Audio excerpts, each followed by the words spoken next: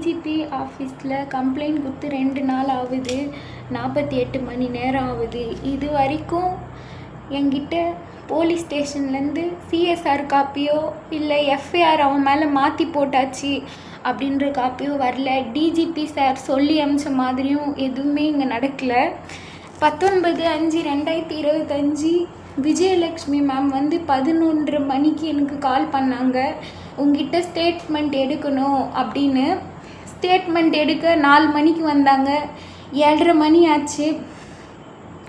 7:30 மணி வரைக்கும் ஸ்டேட்மெண்ட்டு நான் பாதிக்கப்பட்ட கொஷினுக்கு ரிலேட்டடாகவே இல்லை.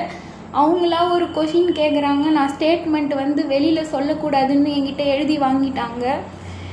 Time Jafar Siddique sir DSP Jafar Siddique sir 5:30க்கு வராரு. 5:30க்கு அவரும் ஹோமுக்கு வராரு. ஃபோட்டோ எடுக்கிறாரு. கொஷின் என்ன கேட்குறாருன்னா, இது ரிலேட்டடாக 20 பொண்ணு யார், 20 பொண்ணுன்னு சொல்கிறியே, 20 பொண்ணு யாருன்னு கேட்குறீ. யாருன்னு நீங்கள் தான் சார் கண்டுபிடிக்கணும். நானும் அவங்களுக்கு பிடிச்சின்னு கொடுக்க முடியும் எந்தெந்த பொண்ணுன்ட்டு அப்படின்னு நான் கேட்டுட்டேன்.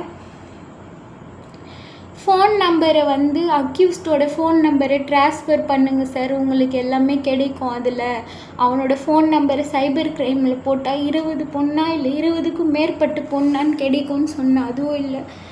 அதுக்கப்புறமா என்னோடய வாழ்க்கையில் என்னோடய புகார் மனுக்கான விடை இன்னும் எனக்கு கிடைக்கவே இல்லை. அதுவும் இல்லாமல் ராகுல் டிஎம்கே ஐடி விங்னு ஒரு ஐடியில் நான் போலீஸ்க்கு சப்மிட் பண்ண எல்லா ஆதாரத்தையும் அவன் ஒரு இது பண்ண போலீஸ்க்கும் அப்புறம் மீடியாவுக்கு கொடுத்த ஃபோட்டோஸில் எல்லாத்தையும் எடுத்து அவன் ஒரு வீடியோவாக இது பண்ணி, எனக்கு ஒரே டவுட் தான், போலீஸ் கொடுத்த எவிடன்ஸ் எப்படி அவன் வீடியோவாக போடுறானே தெரியல.